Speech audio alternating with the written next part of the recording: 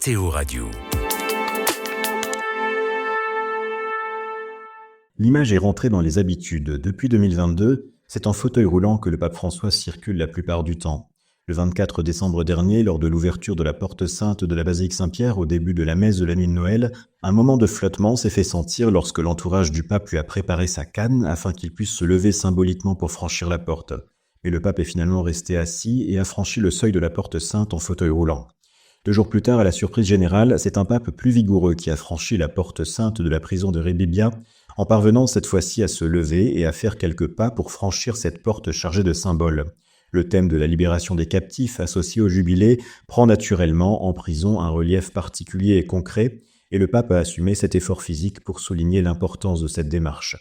Il demeure qu'en assumant publiquement sa vulnérabilité et sa vieillesse, et en se présentant habituellement au public en fauteuil roulant, le pape François donne un exemple frappant de la visibilisation des personnes handicapées et de leur légitimité à occuper des responsabilités publiques.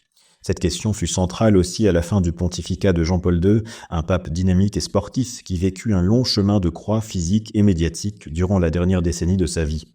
Un garde suisse témoignait ainsi du vertige que ressentait le pape polonais lorsqu'il était transféré sur le parvis de la basilique Saint-Pierre avec une sorte de monte-charge adapté à sa maladie, qui ne l'empêchait toutefois pas de sourire et de manifester sa reconnaissance à ceux qui l'aidaient.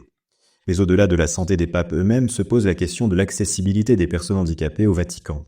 Conformément aux réglementations européennes, des rampes d'accès ont été aménagées pour permettre aux personnes en fauteuil roulant d'accéder au musée du Vatican, à la chapelle Sixtine et à la basilique Saint-Pierre. Un espace leur est également dédié lors des audiences générales. Par contre, l'accès au jardin est plus difficile en raison de la présence de nombreux escaliers et d'un fort dénivelé.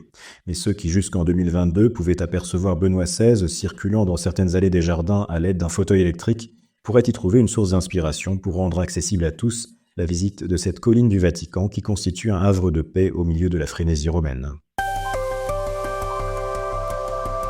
Vous écoutez KTO Radio.